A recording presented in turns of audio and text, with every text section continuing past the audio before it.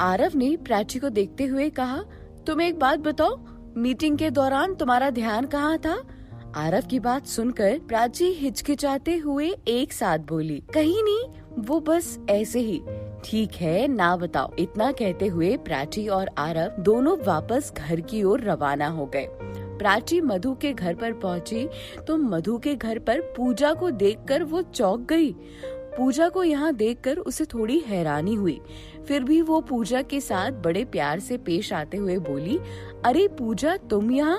प्राची, मैं तुमसे मिलने आई थी। पूजा के चेहरे के हाव भाव से अलग ही झलक रहा था कि वो बहुत परेशान है और ऐसी हालत में उसका ज्यादा रोना, परेशान होना भी ठीक नहीं था। प्राची उसकी तरफ देखकर बोली, क्या हुआ पूजा, तुम ऐसे क्यों रोए जा रही हो? मुझे पता है तुम्हारे पति ने तुम्हें धोखा दिया है, तुम्हें इस हालत में अकेला छोड़ दिया है। कितना बदतमीज है ना तुम्हारा हस्बैंड, कैसे तुम्हें इस हालत में अकेला छोड़ सकता है? कोई इंसान ऐसा कैसे कर सकता है? प्राची लगातार ये सारी बातें अपने मुंह से कहती जा रही थी तो पूजा उसे बीच में टोकते हुए रोते रोते बोली, नहीं प्राची, मेरे हस्बैंड के बारे में ऐसा कुछ भी मत कहो। वो तो बहुत अच्छे हैं, बहुत प्यार करते हैं वो मुझे। जितना प्यार वो मुझे करते हैं उतना कोई तो मुझसे कर भी नहीं सकता।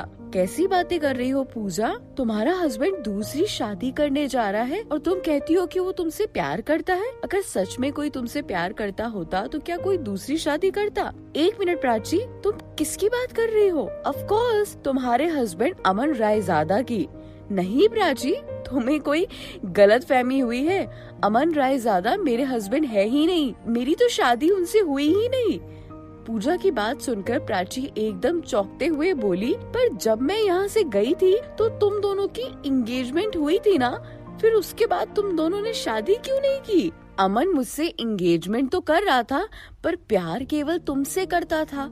उस दिन जब तुम और अमन ऑफिस में अपनी जिंदगी के हसीन पल बिता रहे थे तब अमन को रियलाइज हो गया था कि तुम उससे प्यार करती हो और इसीलिए उसने अपने घर पर अपने घर वालों से कहकर ये सगाई रोकने की बहुत कोशिश की, पर किसी ने उसकी बात ही नहीं सुनी और उसके चाचा ने सगाई करने का अनाउंसमेंट कर दिया। पर जब तुम वहाँ से ऐसे रोकर चली गई तो अमन ने उसी वक्त मुझसे सगाई तोड़ दी थी, ये कहकर कि वो प्राची के अलावा किसी और को प्यार भी नहीं कर सकता। वो सुनकर तो मानो प्राची के पैरों तले जमीन खिसक गई। उसकी आंखों से लगातार आंसू बह रहे थे। उसे समझ में नहीं आ रहा था कि उसने कितनी बड़ी गलती कर दी है। उसे पता ही नहीं था कि अमन उसे कितना प्यार करता है, पर अमन ने आज तक मुझसे ये बात कही क्यों नहीं?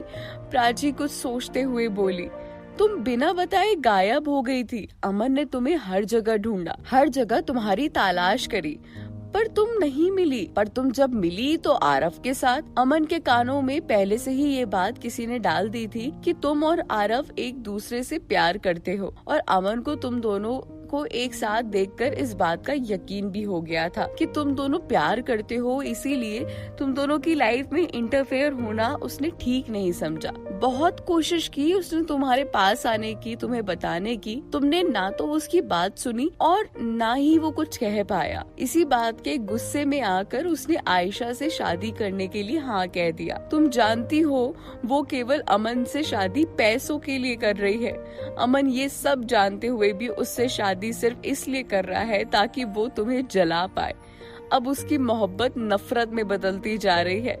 प्राची, इस शादी को रोक लो वरना वो अपनी पूरी जिंदगी इसी तरह तबाह कर देगा। पूजा की बात सुनकर प्राची हैरान हो गई। उसे यकीन नहीं हो रहा था कि पूजा क्या कह रही है। पास खड़े निखिल, मधु और आरव ने भी पूजा की सारी बातें सुन ली थी, लेकिन निखिल को यकीन नहीं हो रहा था। वो पूजा के पास आते हुए बोला, हम कैसे मान ले कि तुम सच बोल रही हो? वो इंसान बहुत गिरा हुआ है, वो कुछ भी कर सकता है, तुम भी कुछ भी बोल सकती हो। अगर वो सच में इतना गिरा हुआ होता तो मुसीबत के समय तुम्हारी मदद क्यों करता? अरे वो पागल तो प्राची से इतना प्यार करता है कि बस प्राची आज भी एक बार कह दे कि अमन मैं तुम्हारी हूँ तो आज भी प्राची से शादी करने को तैयार है। वो अब जब आयशा उसकी जिंदगी में आ गई है तो वो उसके अंदर प्राची को लेकर नफरत पैदा करने लगी है। इससे पहले भी किसी ने प्राची और अमन को अलग करने की साजिश रची थी। मैं उसका नाम नहीं जानती, मैं बस इतना कहने आई थी कि अमन की जिंदगी बर्बाद होने से बचा लो। मैंने उसे बहुत कहा, बहुत समझाया, पर वो मेरी बात सुनने को तैयार ही नहीं है। वो हर हाल में शादी करके रहेगा। ऐसे में मुझे लगा कि मैं तुम्हें आकर ये बात बताऊं, पर मुझे नहीं पता था कि तुम इस गलत फहमी में होगी कि अमन की शादी हो गई है। पहले भी अमन की शादी मुझसे इसी शर्त पर हो रही थी कि अमन तुम्हें भुला देगा, पर फिर मैंने जो मोहब्बत अमन की आंखों में तुम्हारे लिए देखी तो वो साफ साफ दिखा रही थी कि मरते दम तक वो प्राची को नहीं भूल सकता। खैर, मैं चलती हूँ। पूजा अपनी बात खत्म करके वहाँ से चली गई। प्राची चुपचाप बैठी बैठी पूजा की कही गई हर एक बात सोच रही थी। आज उसे यकीन हो रहा था कि वो अपनी जिंदगी में कितनी बड़ी गलती करके बैठी हुई है। अगर थोड़े दिन और बीत जाते, वो यहाँ से चली जाती, तो शायद सच में अभी तक पता नहीं चलता कि अमन उससे प्यार करता है।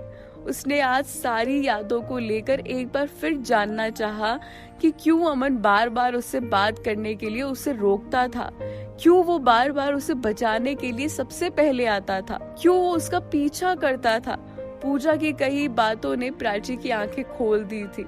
वो पूजा की बहुत शुक्रगुजार थी कि उसने टाइम पर आकर सच बता दिया था। अब वो अमन को कैसे भी करके ये शादी करने के लिए रोकने वाली थी। वो अमन को बताएगी कि वो भी उससे कितना प्यार करती है। आगे क्या होता है ये जानने के लिए आप जितने उत्सुक हैं ना, मैं भी उतनी ही ज्यादा।